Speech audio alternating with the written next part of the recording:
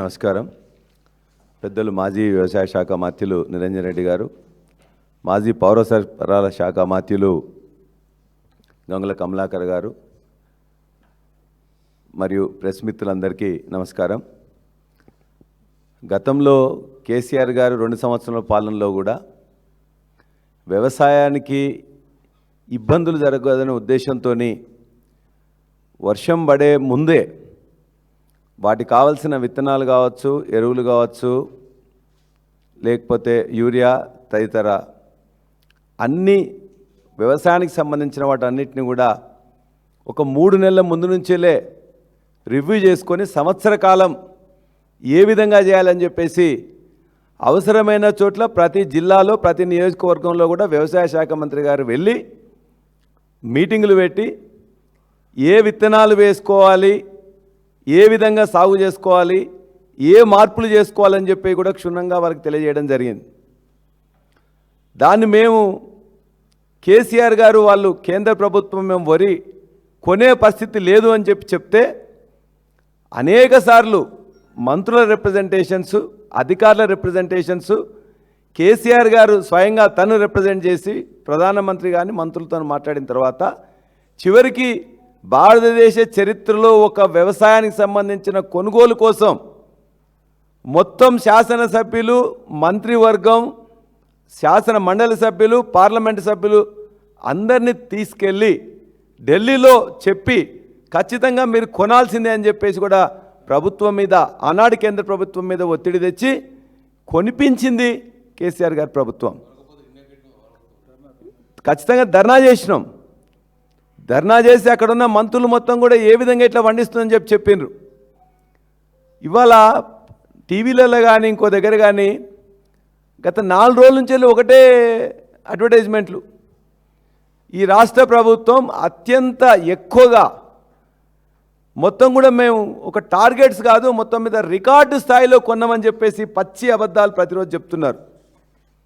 మీరు రాష్ట్ర ప్రభుత్వం యొక్క పౌర సరఫరాల శాఖ, లేక వ్యవసాయ శాఖ, లేక కేంద్ర ప్రభుత్వం, లేక ఎఫ్సిఐ ఏ గణాంకాలన్నా తీసుకొని ఈనాటికి కూడా ఉంటాయి. తెలంగాణ వచ్చిన 2014లో ఆనాడు ఆ సంవత్సర కాలం 2 పంటలు, యాసంగి వానాకాలం, రబీ ఖరీఫ్ అని అంటాం, ఆ 2 పంటలకు సంబంధించింది ఆనాడు ఎఫ్సిఐ కోసం కొన్నది 24.29 లక్షల మెట్రిక్ టన్నులు. కానీ ప్రతి సంవత్సరం క్రమేపీ దాన్ని పెంచుకుంటూ దానికి కావాల్సిన వ్యవసాయానికి సంబంధించిన కరెంటుని ఇవ్వడం, సాగునీరుని ఇవ్వడం, విత్తనాలు సమయానికి ఇవ్వడం, ఎరువులు సమయానికి ఇవ్వడం, ఆ తర్వాత ప్రపంచంలోనే ఎక్కడా లేని విధంగా పెట్టుబడి సాయం చేసింది. పెట్టుబడి సాయం ఇంతవరకు ఇప్పటికి కూడా ఈ భారతదేశ చరిత్ర కాదు, ప్రపంచ చరిత్రలో ఒక రైతుకి రైతు దగ్గర నుంచి వెళ్ళి శిస్తు వసూలు చేయడం ఉన్నది. రైతు దగ్గర నుంచి వెళ్ళి వసూలు చేసింది, కానీ రైతుకి ఇచ్చిన ఏకైక ప్రభుత్వం కేసీఆర్ గారి ప్రభుత్వం. అది కూడా ఎన్నిసార్లు ఇచ్చిండ్రు? 11 విడతలుగా 70 లక్షల మంది రైతులు పట్టాదారులకు 72,000 కోట్ల రూపాయలని ఏ ఒక్క సమావేశం పెట్టకుండా, బహిరంగ సభ పెట్టకుండా, ఒక స్టేట్మెంట్ ఇవ్వకుండా, ఒక అడ్వర్టైజ్మెంట్ కూడా వ్యవసాయ శాఖ కానీ ప్రభుత్వం కానీ ఇవ్వకుండా 11 సార్లు ఎంతమంది రైతులు ఎలిజిబుల్ ఉన్నారో, పట్టాదారులుగా ఉన్నారో వాళ్ళందరికీ కూడా ప్రతి ఒక్కరికి ఎవరు కూడా మిస్ కాకుండా 11 విడతలుగా 70 లక్షల మంది రైతులకు 72,000 కోట్ల వేసింది చరిత్ర కేసీఆర్ గారి ప్రభుత్వాన్ని. మరి ఇవాళ మీరేం చేస్తున్నారు? ఇవాళ మీరు ఇచ్చిన దాంట్లో ఇప్పటికే మీరు చెప్పిన రైతు బంధు మేము మొత్తం కూడా వేస్తాం, మళ్ళీ రేపు వేస్తాం అని చెప్పేసి రైతు బంధు ఇప్పటిదాకా 3 సార్లు మోసం చేసిండ్రు. 24 వానాకాలంలో ఇవ్వాల్సింది మొత్తం కూడా ఇవ్వలే. 25లో 3 ఎకరాలకు మాత్రమే ఇచ్చిండ్రు. 26 ఇప్పుడు 25 వానాకాలానికి సంబంధించిన మొన్న యాసంగి 25 యాసంగిలో కూడా 2 మీటింగులు పెట్టి, ఒకటి సిద్దిపేటలో పామాయిల్ ఫ్యాక్టరీ, మేము పెట్టిన ఫ్యాక్టరీని ఓపెన్ చేస్తూ మీటింగ్ పెట్టి 1 మీటర్ నొక్కిండు 1 ఎకరానికి. రెండో రోజున జగిత్యాల్లో కేసీఆర్ గారు గర్జిస్తే మళ్ళీ ఆ సాయంత్రం మళ్ళొక మీటర్ నొక్కి 2. అంటే ఈ నీ యొక్క 2.5 సంవత్సరాల కాలంలో 5 సార్లు నువ్వు ఇవ్వాల్సి ఉంటే ఒకసారి పూర్తిగా పెట్టినావు, ఒకసారి 3 ఎకరాలకు ఇచ్చినావు, ఒకసారి 2 ఎకరాలకు ఇచ్చినావు. పెద్దలు నిరంజన్ రెడ్డి గారు ఇప్పుడే చెప్పిండ్రు, మేము ఒక్క పైసా బాకీ లేకుండా 72,000 కోట్ల రూపాయలు రైతులకు ఇచ్చింది, వాళ్ళు అనుభవించింది, వాళ్ళ అకౌంట్లో వేసినావు, అందరికీ తెలుసు. నువ్వు 5 సంవత్సరాలు 5 విడతల్లో నువ్వు వేసింది ఎంత? 29,300 కోట్ల రూపాయలు ఇలా రైతులకు బాకీ ఉన్నావు. ఇవాళ రేపో వస్తుందని చెప్పి చూస్తున్నారు. ఏతుల మాటలు ఎక్కువ మాట్లాడుతున్నారు మంత్రులు, కానీ దీనికోసం పెద్ద మీటింగు, దానిలో పెద్దగా అందరిని తిట్టడం, రైతులకు ఏదో చేస్తాం, రైతులకు తెలీదా? 1 ఎకరానికి వేస్తే ఒక పెద్ద మీటింగ్ పెట్టేసి బ్రహ్మాండంగా ఇవాళ టీవీ 9 నేను చూస్తాను, మొత్తం అన్ని టీవీలలో చూస్తే మొత్తం కూడా ఇవాళ బ్రహ్మాండంగా వేస్తున్నామని చెప్పేసి అన్నారు. ఇది నీ యొక్క రైతు బంధు, నీ రైతు భరోసా. నువ్వు రైతు భరోసా గురించి నువ్వు మాట్లాడింది ఒక్కసారి నేను చూపిస్తాం, వినండి. కేసీఆర్ అంటున్నాడు కాంగ్రెస్ వస్తే రైతు బంధు బంద్ అవుతుందని. ఎందుకు బంద్ అవుతుందే? మేమేమన్నా దివానగాలమా? మాకేమన్నా ధమాక్ లేదా? రైతుల కష్టాలు మాకు తెలియదా? రైతులకు కరెంటు బంద్ అవుతుంది, రైతు బంధు బంద్ అవుతుందని కేసీఆర్ మాట్లాడుతున్నాడు. నువ్వేం మాట్లాడినావు? రైతు బంధు కాదు, 2 పంటలకు కాదు, కేసీఆర్ 3 పంటలకు ఇవ్వాల్సింది, ఎందుకు ఇవ్వట్లేదు, 3వ పంట పండించట్లేదు అని చెప్పి మాట్లాడినావు. రైతు బంధు ఖచ్చితంగా రైతులకే కాదు కౌలు రైతులకు కూడా ఇస్తామని చెప్పినావు. మరి అవును, ఇప్పుడు ఎవరో నువ్వే చెప్పు, నువ్వు మాట్లాడిన మాటలు ఎవరికి వర్తిస్తావో నువ్వు చెప్పు. ఇప్పుడు నువ్వే అన్నావు దివానాగా అన్నా, అవలాగా అన్నా, లేకపోతే బేకారుగా అన్నా అని చెప్పి మాట్లాడినావు. నీవు చెప్పిన మాటలు నువ్వు ఒక్కసారి రేపు పొద్దున మదిరలో నువ్వే వాటిని చూపించుకొని ఎవరు దివానా ఎవరు ఎవరేందని చెప్పేసి నువ్వు చెప్పు. ఇప్పుడు మాటలు మాట్లాడడం కాదు, నోరుంది కానీ తిడుతుంటే రైతులకు కూడా అందరూ తెలుస్తున్నది. రైతులకు ఎవరు ఖచ్చితంగా రేపు 5,000 రూపాయల చొప్పున వాళ్ళ మొత్తం భూమికి వేసింది కేసీఆర్ గారు, మీరు వెయ్యందని చెప్పేసి ఖచ్చితంగా తెలుసు. అంతేకాదు ఇంకేం మాట్లాడిండ్రు, రైతులకు కాదు రైతు కూలీలకు 12,000 రూపాయలు ఇస్తా, అదేవిధంగా కౌలు రైతులకు కూడా ఇస్తా అని చెప్పిండ్రు. కౌలు రైతులకు మరి ఎట్లిస్తావా అని చెప్పేసానంటే, రైతులది రైతులకు ఇస్తా, కౌలు రైతులకు ఇస్తా అని చెప్పిండ్రు. కౌలు రైతుల ముచ్చటే లేదు, రైతులకే కోత పెట్టిండ్రు. ఇంకా రైతు కూలీలు ఎక్కడా, వాళ్ళ యొక్క కౌలు రైతులు ఎక్కడా? ఈ విధంగా రైతు బంధు రైతు భరోసా మీద మోసం చేసిండ్రు. పెద్దలు రైతు బీమా మీద ఇప్పుడే నిరంజన్ రెడ్డి గారు చెప్పిండ్రు ఎంత లాస్ చేసిందనేది. మేము 42 లక్షల మంది రైతులకు ఇస్తే ఆనాటి నుంచి ఇప్పటిదాకా దరిదాపుగా 3 లక్షల మంది పట్టాదారులు పెరిగినరు, కానీ పెంచలే. రైతులు పెరిగితే దాంతోపాటు ప్రీమియం కూడా పెరగాలి కదా. ఇవాళ నా నియోజకవర్గంలో 229 మంది రైతులు చనిపోతే జనగామ నియోజకవర్గంలో ఇప్పటికి వాళ్ళు ఇచ్చింది పెండింగ్ ఎప్పటి అంటే 75 ఇలా ఎల్ఐసితో పెండింగ్ ఉన్నాయి. ఎందుకు పెండింగ్ ఉంటాయి? కేసీఆర్ గారు ప్రభుత్వం ఉన్నప్పుడు రైతు బీమా పెట్టిన తర్వాత రైతు బీమా ఎవరైనా రైతు చనిపోతే 10 రోజుల లోపల దశదిన కర్మ లోపలనే మొత్తం కూడా రైతాంగానికి ఇచ్చింది. వాస్తవమా కాదా? దరిదాపుగా 135,000 మంది రైతులకు ఆనాడు మొత్తం కూడా రైతు బీమా పెట్టిన తర్వాత ఒక్కరికి కూడా తప్పకుండా దఫ్తరు పోకుండా దరఖాస్తు లేకుండా డైరెక్ట్గా వాళ్ళ అకౌంట్లో 10 రోజుల ముందు 10 రోజుల్లోనే వేసింది కేసీఆర్ గారి ప్రభుత్వం. రైతు బీమా ఉన్నదాన్ని కట్టే తెలివి లేదా మీ ప్రభుత్వానికి? రైతు బంధు సరిగ్గా ఇవ్వవు, కరెంటు సరిగ్గా ఇవ్వవు. ఇవాళ ఇంకోటి మాట్లాడుతూ ఉన్నాడు యూరియా గురించి. 2 ఇస్తాము, అది కూడా యాప్లోనే ఇస్తాము. ఆనాడు వ్యవసాయ శాఖ మంత్రిగా వాళ్ళందరూ కూడా అక్కడికి పోయి ఆనాడు ముందు అనంతకుమార్ గారితో మాట్లాడింది, ఆ తర్వాత వ్యవసాయ శాఖ మంత్రితో పాటు ఎరువులు రసాయన శాఖ మంత్రితో కూడా మాట్లాడినారు, కేసీఆర్ గారితో మాట్లాడినారు. రవాణా ఇబ్బంది అయితే అక్కడ ఉన్న జీఎంలతో కూడా కేసీఆర్ గారు మాట్లాడి మొత్తం కూడా ఏనాడు 9.5 సంవత్సరంలో ఒక్క సంవత్సరం కానీ ఒక్క సీజన్లో కానీ యూరియా కానీ ఇతర ఎరువులకు కానీ ఇబ్బంది లేకుండా సక్రమంగా పోలీస్ స్టేషన్ కూడా లేకుండా ఎక్కడూ పోకుండా ఇవాళ అందించిన వారు కేసీఆర్ గారు. మరి మీ ఏం తెలివి? మస్తు మాట్లాడతారు కదా. ఇవాళ మీరు పోయి ఢిల్లీకి ఇప్పటిదాకా 75 సార్లు పోయింది కదా. 75 సార్లు పోయి నీకు కావాల్సిన నీ యొక్క రియల్ ఎస్టేట్ ఇంట్రెస్ట్తోని మూసీ రివర్ ఫ్రంట్లో కట్టాల్సిన గాంధీ విగ్రహానికి 75 ఎకరాల భూమిని తెచ్చుకున్నావు కదా. మోడీ గారిని ఒప్పించి, రక్షణ శాఖ మంత్రిని ఒప్పించి నీకు కావాల్సిన రియల్ ఎస్టేట్ కోసం అయితే గాంధీకి విగ్రహాన్ని కోసం కన్స్ట్రక్షన్ చేసుకున్నందుకు తెచ్చుకున్నావు. మరి ఆ తెలివి ఇక్కడ ఎందుకు లేదు? మా రైతులకు యూరియా కావాలి, ఇంతకుముందు ఇచ్చిందే కొనసాగించాలి, మా దగ్గర ఉన్న రామగుండం ఫ్యాక్టరీ కనీసం మాకు ఇవ్వండి అని చెప్పేసి నీ రాష్ట్రంలో మేము మా టైంలో మేము కట్టిన ఫ్యాక్టరీ నుంచి వెళ్ళి ఇవాళ మహారాష్ట్రకి ఇతర రాష్ట్రాలకు తరలిపోతుంటే కళ్ళు అప్పగించి చూస్తూ ఉన్నారు. మీ చేతగాని ప్రభుత్వం, మీ వ్యవసాయ శాఖ మంత్రి, మీ యొక్క ముఖ్యమంత్రి, మీరందరూ కూడా కాంగ్రెస్ ప్రభుత్వం ఇవాళ దివాలా కోరు ప్రభుత్వంగా ఉన్నది. ఒక యూరియా ఈ రైతులకు సక్రమంగా ఇవ్వలేని పరిస్థితిలో ఉన్నది. ఇక కొనుగోలు గురించి నిన్న మాట్లాడింది, ఇప్పుడు పెద్దలు మాట్లాడినారు. ఏం మాట్లాడినారు కొనుగోలు గురించి? ఇంతకుముందే చెప్పినాం, కొనుగోళ్ళు బోనస్. నువ్వు ఇలా రాహుల్ గాంధీ గారు వరంగల్లో డిక్లరేషన్ ఇచ్చి మీరు చెప్పింది ఏమున్నది? మేము ఖచ్చితంగా ఆనాడు ఇగో మీ యొక్క అభయహస్తం మేనిఫెస్టోలో కూడా పెట్టినావు. మేనిఫెస్టోలో ఏం పెట్టినరు? వరి ధాన్యం 2183 ఉన్నది, దాన్ని 2683 చేస్తూ ఉన్నారు. ఆనాడు 2183 ఉన్నది దొడ్డు వడ్లకు. సన్న వడ్లకు ఆడున్న రేటు 2203 రూపాయలు, 20 రూపాయలు ఎక్కువ ఉంటుంది సన్న వడ్లకు. ఆ 2183 నువ్వు రికార్డెడ్గా పెట్టి వరి ధాన్యంతో పాటు అన్ని ధాన్యాలు కూడా ఇస్తానని చెప్పి చివరికి ప్రభుత్వంలోకి వచ్చిన తర్వాత మోసం చేసి వచ్చిన తర్వాత వరి ధాన్యానికి మాత్రమే ఇస్తా అన్నావు. ఆ వరి ధాన్యంలో వచ్చే వెంటనే ఏం మాట మార్చినావు? సన్నాలకు మాత్రమే ఇస్తా అని చెప్పినావు. సన్నాలకే కాదు మిగతా వాటికి ఇస్తా అని చెప్పేసి మిగతా వాటికి వేటికి ఇవ్వలే.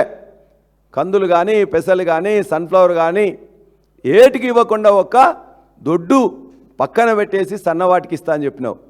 సన్నవాటికి కూడా ఈనాటికి 2 సీజన్లో నువ్వు ఇవ్వాల్సిన 800 కోట్లు 1200 కోట్లు ఇవాళ ఎగబెట్టినావు. అంటే నీ యొక్క బూటకపు మాటలు ఇవాళ కూడా ఈ రకాలు ఇవ్వాలి. ఇంతకుముందే వారు చెప్పిన పెద్దలు 8 రకాలు మాత్రమే వేసుకోవాలని. మొన్నటికి మొన్న వారు జనవరిలో ఒక జీవో తీసుకొచ్చిండ్రు, కానీ మార్చిలో బట్టి విక్రమార్క గారు ఏం మాట్లాడారో చెప్పండి, వినండి. నేను అసెంబ్లీలో మాట్లాడుతుంటే అసెంబ్లీలో మేము అందరం కూడా చెప్తుంటే సన్న రకం వరి ధాన్యాల సాగును ప్రోత్సహించడానికి ప్రభుత్వం 33 రకాల వరి ధాన్యాలు గుర్తించి వాటిని పండించిన రైతుకు క్వింటాలకు 500 రూపాయల బోనస్ చెల్లించాలని నిర్ణయించాం. రైతులు పండించే సన్నధాన్యానికి రాష్ట్ర ప్రభుత్వం చెల్లించే బోనస్ 7 రకాల సన్నాలకు ఇవ్వాలని ఈరోజు మంత్రుల సమావేశం నిర్ణయం తీసుకుంది. అంటే గుట్టుగా 8 రకాలు మాత్రమే సాగు చేయాలని చెప్పేసి జనవరిలో జీవో తీసుకొస్తావు. దాన్ని బయట పెట్టకుండా మార్చిలో జరిగిన సమావేశాల్లో, బడ్జెట్ సమావేశాల్లో కూడా ఖచ్చితంగా 33 రకాల సన్నాలు సాగు చేసుకోవచ్చు అని చెప్తావు. ఈరోజు మళ్ళీ క్యాబినెట్ తీర్మానంలో 7 రకాలు మాత్రమే చేసుకోవాలని చెప్తున్నావు. ఇవాళ మీరు చెప్పిన 7 రకాలు ఇలా అందుబాటులో లేవు. అందులో బీపీటీ 520 అనే రకంలో చీడపీడలకు తట్టుకోలేదు, దాని యొక్క దిగుబడి కూడా 20 క్వింటాలు వస్తుంది. ఇవాళ ఈ రాష్ట్రంలో పెద్దలు చెప్పినట్టు 40 కాదు, మినిమం మీరు 30 క్వింటాలు తీసుకోండి. అంటే 30 క్వింటాలు వండినా ఇవాళ నీ యొక్క బీపీటీ కానీ నువ్వు పెట్టిన 7 రకాలు పెట్టినట్లయితే అవి దొరకట్లేదు. ఒకటి, రైతుకి ఏది పండించుకోవాలి ఆ నేల సాంద్రతను బట్టి, నేల యొక్క తీరును బట్టి, నేల యొక్క స్వభావం బట్టి ఆ రైతు పంట పండించుకుంటాడు. నువ్వెవరు అసలు ఆపడానికి? నీకు కొనే శక్తి లేకపోతే నువ్వు మోసం చేయాలని చెప్పేసి బోనస్ ఇవ్వద్దు అనుకుంటే రైతులు ఎవరు కూడా నువ్వు చెప్పిన మాటలు అన్నీ కూడా వింటున్నారు. నువ్వు అనుకుంటుండొచ్చు వాళ్ళ అమాయకులు గోసి పెట్టుకొని ఉన్నారు, ఎక్కువ చదువు రాదు కాబట్టి నేను ఏది చెప్పినా నేను తిడితే వాళ్ళే మొత్తం కూడా పడతారని చెప్పేసి మేము అడుగుతున్నాం. ఇవాళ ఇన్ని కష్టాలు వస్తుంటే బోనస్ ఇస్తున్నానని బోగస్ చేస్తే, రైతు బంధు పెంచుతున్నా అని చెప్పేసి పెంచకుండా ఉన్నదాన్నే కట్ చేస్తే, రైతు బీమా అందరికీ ప్రీమియం కట్టక వాళ్ళందరినీ కూడా మోసం చేస్తే, రైతు ఆత్మహత్యలు పెరిగితే ఇలా వ్యవసాయ కమిషన్ ఎక్కడ ఉన్నది? వ్యవసాయ మంత్రి అదేవిధంగా పౌర సరఫరాల శాఖ మంత్రి ఏం చేస్తున్నారు? ఆయన ఉత్త కుమారుడు అయిపోయాడు.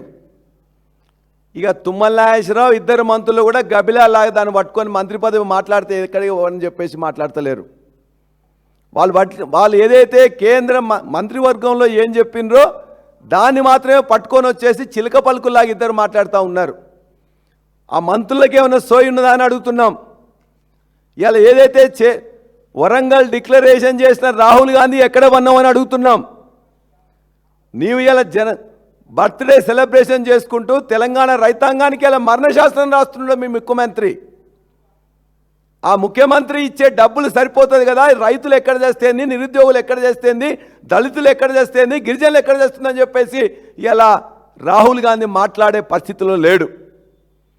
అదేవిధంగా తన యొక్క భూముల మీద, కబ్జాల మీద, మిగతా అన్నిటి మీద మొత్తం మీద ఉన్న ఈ యొక్క ప్రభుత్వం ముఖ్యమంత్రి మంత్రులందరూ కూడా రైతాంగాన్ని మొత్తం కూడా ఇలా నట్టేట ముంచుతున్నారు.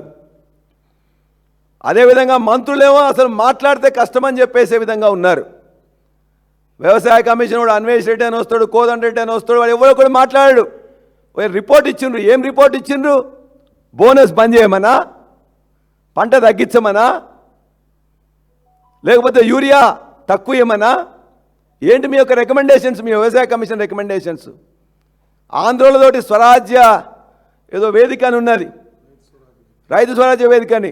నిత్యం 9.5 సంవత్సరాలు గత వ్యవసాయం మీద ఎక్కడైనా ఉన్న చనిపోయినా ఏదైనా ఉన్నా కూడా మా మీదనే. మేము ఆనాడు 1450 మంది 2014లో రైతులు చనిపోతే 2023 వరకు దాన్ని 53కు తగ్గించినాం. తగ్గించిందని చూపియాడు. ఆ 1400ని 53 కలిపేసి 6000 మంది చచ్చిపోయినారు మొత్తం 9 ఏళ్ళు అని చెప్తాడు సన్యాసులు. ఇవాళ 2024, 2025, 2026 అర్ధ భాగంలో ఈనాటి వరకు 30 నెలల్లో 1250 మంది రైతులు ఇలా చనిపోయినారు. ఎక్కడ ఉన్నారు మీరు? మీ కుల పత్రికల మీద రోజు పుంకానుగా వ్యాసాలు రాశాను కదా. నీ వేదికలు ఎక్కడికి పోయినాయి, నీ కమిషన్లు ఎక్కడికి పోయినాయి, నీ మంత్రులు ఏం చేస్తున్నారు, ఎక్కడ ఉన్నారు? బిడ్డ జాగ్రత్తగా కాచుకోండి. తెలంగాణ రైతాంగం ఏనాడు కూడా ఎనికి పోలే. ఆకలితో అలమటించవచ్చు కానీ తెలంగాణ సాయుధ పోవడానికి నాయకత్వం వచ్చింది రైతులు మాత్రమే. జగిత్యాల జైత్రయాత్రకు నాయకత్వం వహించింది కూడా రైతాంగమే. ఈనాడు వాళ్ళు ఏదో మాట్లాడారు, గోసి పెట్టుకున్నారు, ఏదో అనుకుండొచ్చు. మీ గోసీలు ఊడగొట్టడానికి వాళ్ళు సిద్ధమవుతున్నారు. ఇవాళ ఎండాకాలంలో 2 నెలలు మొత్తం కూడా ఇలా పడిగాపులు కాసి పండిన పంటను అమ్ముకోవడానికి ఎంత కష్టపడ్డారో, ఇలా యూరియా వేయకున్నా, నీళ్ళు వేయకున్నా, కరెంటు వేయకున్నా అద్భుతంగా పండించి అవస్థలు పడ్డా, గోసపడ్డా, మోసపోయినా ఆ రైతాంగం మాత్రం మిమ్మల్ని వదిలిపెట్టదు. రైతాంగానికి అండగా మేము ఉంటాం. ఇలా వరి వద్దు, కొద్దిగా వేరేది వేసుకోమని చెప్తేనే మా రోజు తిట్టినావు కదా.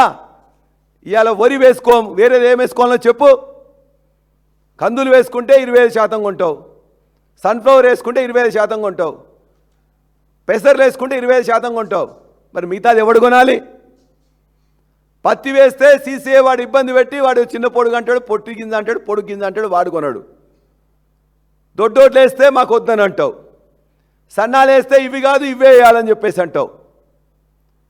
నువ్వు కరెంట్ ఇచ్చే తెలివి లేదు, ఎరువులు ఇచ్చే తెలివి లేదు, కొనే తెలివి లేదు. చివరికి రైతులు తనకు ఇష్టమైన పంటను పండించుకుంటా ఉంటే కూడా నువ్వు ఇది వద్దని చెప్పేసే ఏం తెలివి నీది?